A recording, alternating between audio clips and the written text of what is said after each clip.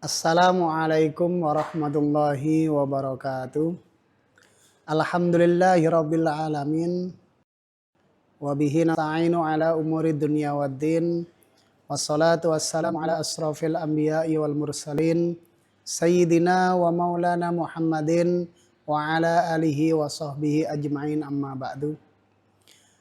Hadirin yang dirahmati oleh Allah Subhanahu wa taala. Pertama-tama marilah kita bersama-sama memanjatkan puji syukur kehadirat Allah Subhanahu wa taala yang mana dengan limpahan rahmat hidayah serta inayahnya diberikan kepada kita semua, sehingga pada sore hari ini kita masih diberikan kesempatan, kita masih diberikan beberapa kenikmatan oleh Allah Subhanahu wa taala sehingga kita bisa menjalankan aktivitas-aktivitas, wabil khusus pada bulan suci Ramadan. Alhamdulillah kita masih bisa menjalankan puasa pada bulan suci Ramadan pada hari ini. Mudah-mudahan semua yang kita lakukan mudah-mudahan dicatat amal soleh oleh Allah Subhanahu wa taala, dan mudah-mudahan menjadi sabab dan musabab semua amal soleh kita diterima oleh Allah Subhanahu wa taala. Amin Allahumma amin. Salawat ma'asalam mari kita selalu curahkan kehariban baginda Nabiullah Nabi Agung Muhammad sallallahu alaihi wasallam. Beliaulah satu-satunya nabi akhir zaman, la nabiyya ba'dah. Tidak ada nabi lagi setelah baginda Nabiullah Nabi Agung Muhammad sallallahu alaihi wasallam.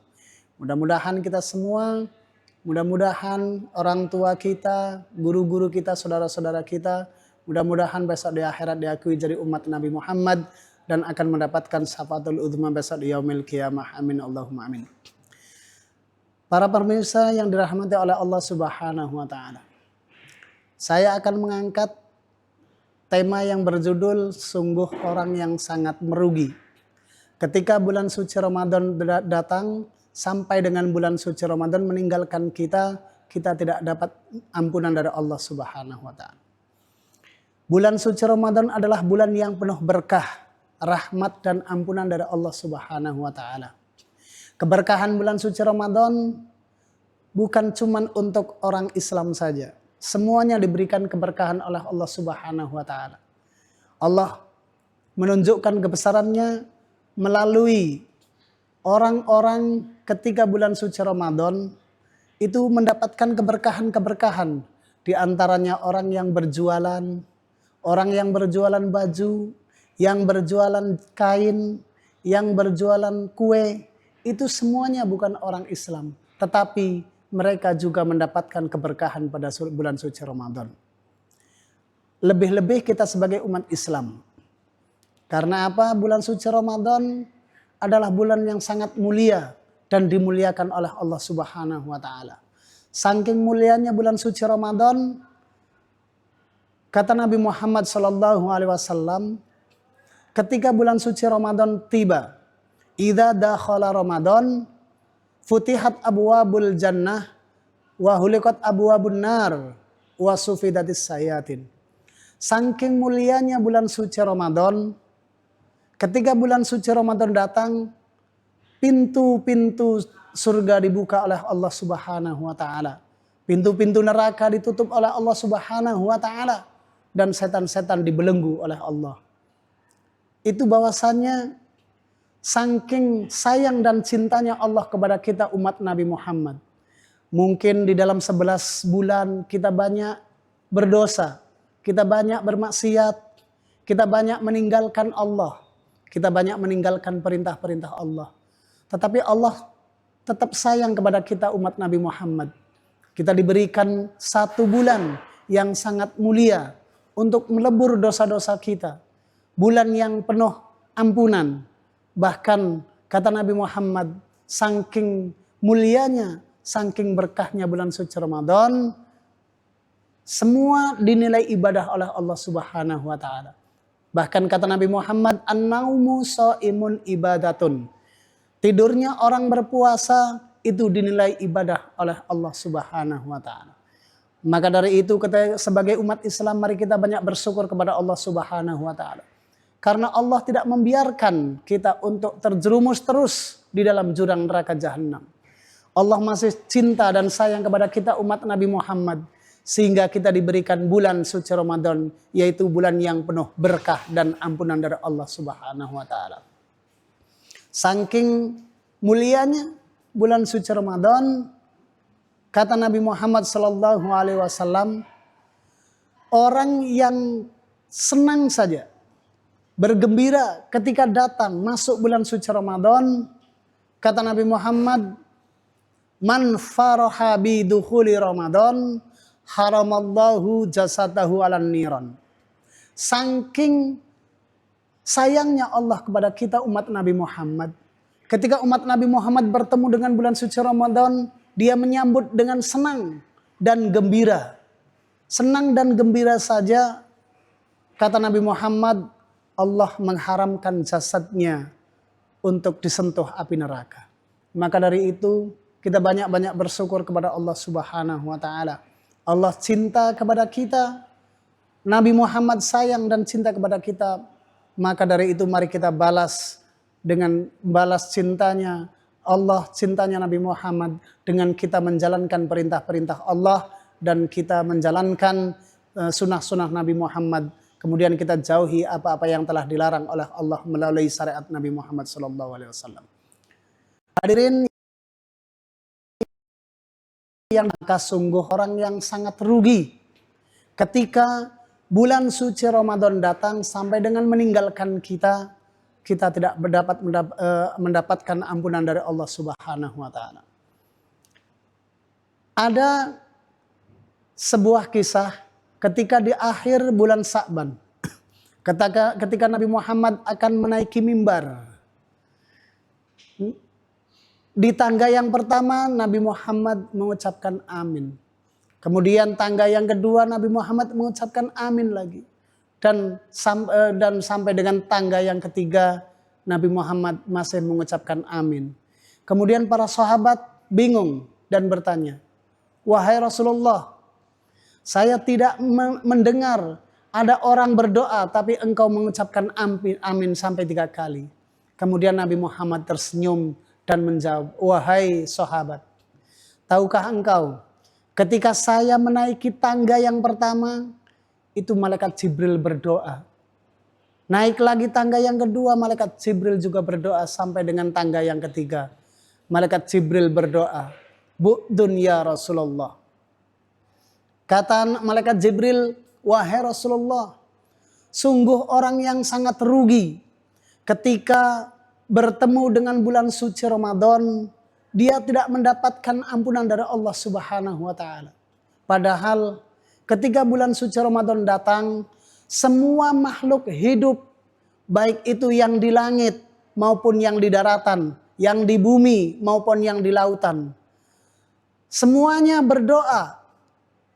Ikan-ikan berdoa, tumbuh-tumbuhan berdoa, hewan-hewan berdoa, malaikat berdoa. Karena saking mulianya dan saking beruntungnya umat Nabi Muhammad bertemu dengan bulan yang sangat mulia, yaitu bulan suci Ramadan. Kemudian kata malaikat Jibril, "Sungguh orang yang sangat rugi wahai Rasulullah, ketika umatmu bertemu dengan bulan suci Ramadan, sampai bulan suci Ramadan meninggalkannya, dia tidak mendapatkan ampunan dari Allah Subhanahu wa taala." Karena apa? Karena dia menganggap biasa ketika bulan suci Ramadan tiba. Dia biasa-biasa saja dan tidak mengistimewakan bulan suci Ramadan tiba. Ketika orang lain beribadah, melakukan puasa, dia tidak melakukan puasa. Bahkan dia bermaksiat sehingga dia tidak mendapatkan ampunan dari Allah Subhanahu wa taala.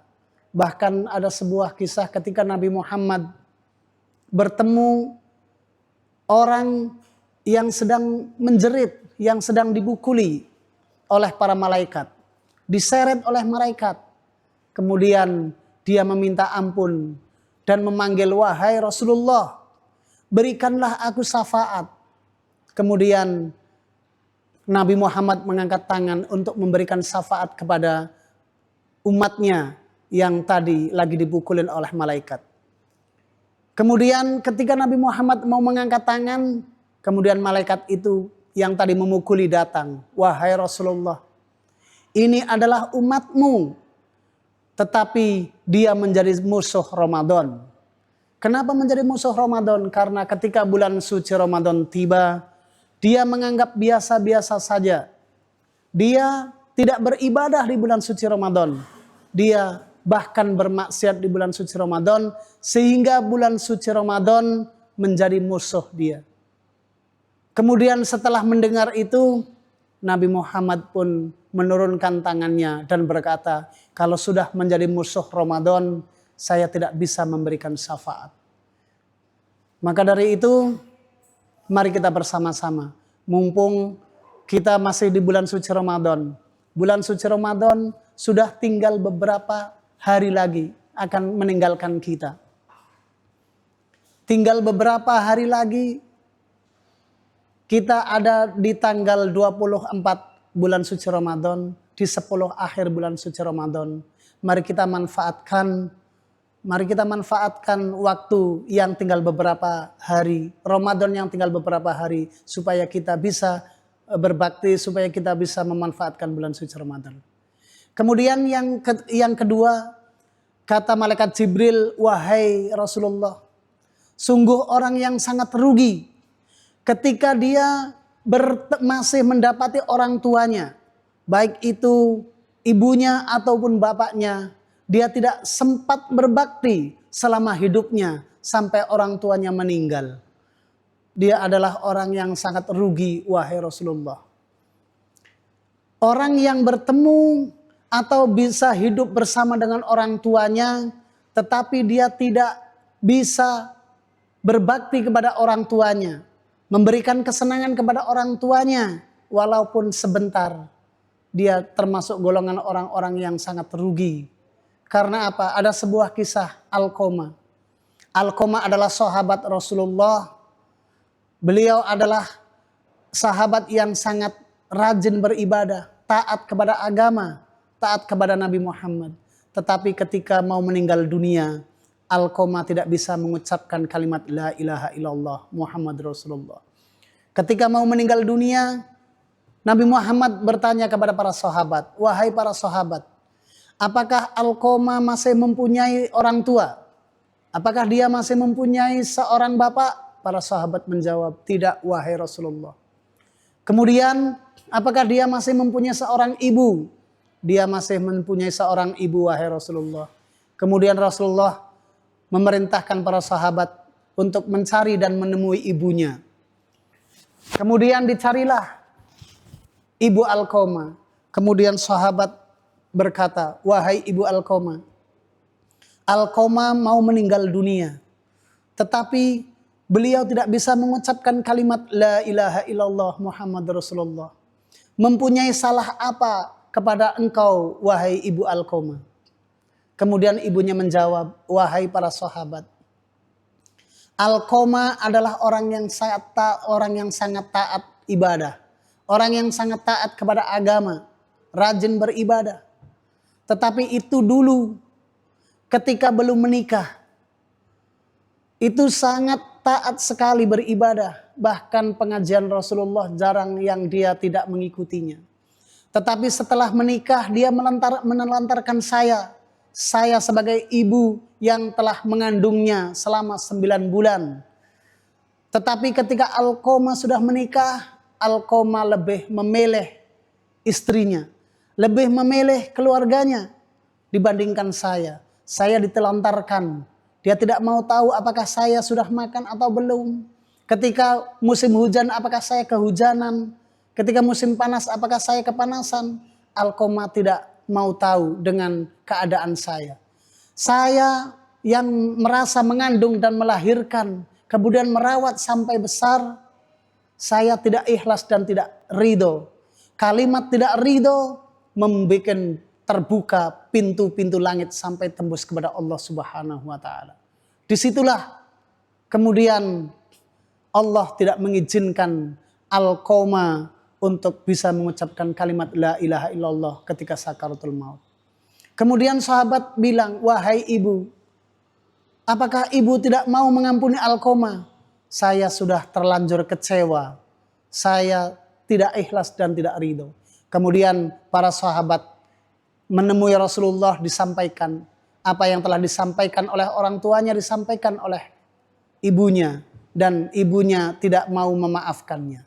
Kemudian kemudian para sahabat setelah menyampaikan, kemudian Rasulullah menyampaikan para sahabat, wahai para sahabat, kalau begitu wahai sahabat Bilal ditunjuk oleh Rasulullah, cari kayu bakar dan kita bakar Alqamah hidup-hidup. Tetapi sebelum dibakar, sampaikan dulu kepada orang tuanya bahwasanya Alqamah akan dibakar hidup-hidup. Kemudian para sahabat menemui ibu Alqamah dan disampaikannya yang telah disampaikan oleh Rasulullah bahwa Alqamah akan dibakar hidup-hidup. Mendengar kalimat seperti itu, walaupun sesakit apapun hati orang tua, terutama seorang ibu, kemudian ibunya mau menemui Rasulullah. Kemudian Rasulullah ditemui dan disampaikan, wahai Rasulullah, saya adalah ibu Alqamah yang telah mengandung dan melahirkan kemudian membesarkannya. Saya dengar Alqamah akan dibakar hidup-hidup. Saya tidak ikhlas dan tidak ridho, wahai Rasulullah. Hari ini juga, detik ini juga, saya mengampuni dan memaafkan Alqamah sehingga Alqamah bisa meninggal dunia. Itulah cerita orang tua yang tidak ridho kepada anaknya. Di dalam Al-Quran Allah berfirman, wa qadara rabbuka alla ta'budu illa iyyahu wa bil walidaini ihsana imma yablughanna indakal kibaru ahaduhuma aw kilahuma wa la taqul lahumā uff wa la tanharhumā wa qul lahumā qawlan karīmā. Kata Allah Subhanahu wa taala, aku perintahkan engkau menyembah selain jangan menyembah selainku, maka sembahlah aku. Cukup Allah yang kalian sembah dan ikuti perintah-perintah Nabi Muhammad. Dan kata Allah Subhanahu wa taala, setelah kalian menyembahku dan taat kepada Nabi Muhammad, Nabi dan Rasulnya, maka wala taqul lahumā uff wa la tanharhumā wa qul lahumā qawlan karīmā. Maka taatlah kepada kedua orang tua kalian. Bahkan kata Allah, wala taqul lahumā, jangan ucapkan kepada kedua orang tua kalian walau cuman kalimat Maka kata Allah, wala tanharhumā wa qul lahumā qawlan karīmā. Jangan keraskan suara, jangan bentak orang tua kalian. Maka ucapkanlah kalimat-kalimat yang mulia, kalimat-kalimat yang santun kepada kedua orang tua. Itulah perintah Allah Subhanahu wa taala. Maka Allah tidak akan ridho. Ridho Allah tergantung ridho orang tua. Ridho Allah biridhal walidain, sukhtullah bisukhtil walidain. Murka Allah tergantung murka orang tua kalian. Maka dari itu, mumpung kita masih diberikan kesempatan hidup, mari kita berbakti kepada kedua orang tua kita. Jangan nunggu sampai hari raya. Jangan nunggu sampai nanti kalau ketemu. Kalau kita masih mempunyai orang tua, minta maaflah kepada orang tua kita. Apabila kita punya banyak salah. Kita pasti punya banyak salah kepada kedua orang tua kita. Kita berbakti kepada orang tua walau sebentar. Apabila orang tua kita sudah meninggal, kita doakan. Mudah-mudahan kita mintakan ampun kepada Allah. Ampunilah dosa-dosa kedua orang tua kami. Kalau sudah meninggal, lapangkanlah kuburnya, terangkanlah kuburnya. Kemudian apabila kita masih mempunyai orang tua yang jauh, telepon. Sekarang ada via telepon, video call. Kita telepon orang tua supaya kita masih ada sambung dengan kedua orang tua. Jangan sampai kita menyesal ketika orang tua sudah meninggalkan kita, kita baru menyesal. Kemudian yang ketiga, doanya malaikat Jibril. Kata malaikat Jibril, sungguh orang yang sangat merugi wahai Rasulullah. Ketika umatmu disebutkan namamu, dia tenang-tenang saja, tidak bergetar hatinya. Ketika namamu disebut, Allahumma sholli ala Sayyidina Muhammad, dia tidak mau mengucapkan salam, menjawab salam, Allahumma sholli wa sallim alaihi. Di dalam hadis qudsi Allah menyampaikan bahwasanya orang yang sangat rugi, orang yang sangat bakhil, orang yang paling pelit atau paling medit adalah orang yang ketika disebut nama Nabi Muhammad dia tidak mau membalas dengan jawaban Allahumma sholli wa sallim alaihi.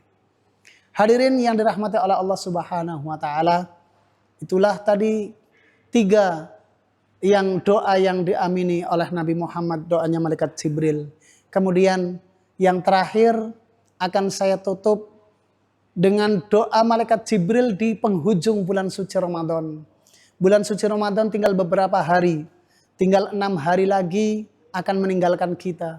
Di penghujung bulan suci Ramadan, malaikat Jibril bercakap dengan Nabi Muhammad, "Wahai Rasulullah, wahai kekasih Allah, saya akan berdoa, apakah engkau mau mengamininya?" Kemudian Nabi Muhammad menjawab, "Wahai malaikat Jibril, wahai Khalilullah, aku akan mengamini ketika engkau berdoa."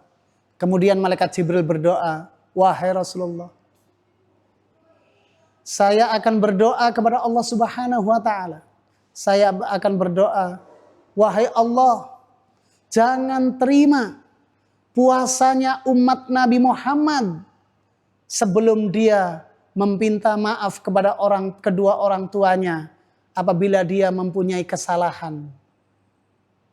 Maka dari itu, sebelum kita bertemu dengan Hari Raya Idul Fitri, jangan kita menunggu Hari Raya Idul Fitri. Mari kita bersama-sama kita memohon ampun kepada kedua orang tua. Jangan harap semua kesuksesan kita di dunia ini itu tidak ada sangkut pautnya dari orang tua kita. Tidak ada ulur tangan dari orang tua kita. Itu ada karena kita tidak tahu doa orang tua itu sangat mustajab. Di mana orang tua kita mendoakan kita tidak tahu. Bisa jadi kita lagi tidur, orang tua kita bangun bermunajat kepada Allah Subhanahu wa taala. Karena doa kedua orang tua, terutama seorang ibu, itu lebih mustajab dari 70 wali yang masih hidup. Maka dari itu, ketika Nabi Muhammad ditanya oleh sahabat, "Siapa lagi yang aku sembah setelah Allah dan Rasulnya?" Kemudian Nabi Muhammad menjawab, "Kalau aku disuruh menyembah setelah Allah dan Rasulnya, saya akan menyembah kedua orang tua saya, terutama ibu saya." Maka dari itu mari kita bersama-sama kita perbaiki hidup kita minta ridho kedua orang tua kita, supaya kehidupan kita di dunia semakin sukses, lebih-lebih di akhirat, karena kita mendapatkan berkah dari doa kedua orang tua kita. Mungkin itu yang bisa saya sampaikan. Apabila banyak kesalahannya itu murni dari saya, apabila banyak kebenarannya itu dari Allah Subhanahu wa taala. Sekian, wallahu muwaffiq ila aqwamit thoriq. Wassalamualaikum warahmatullahi wabarakatuh.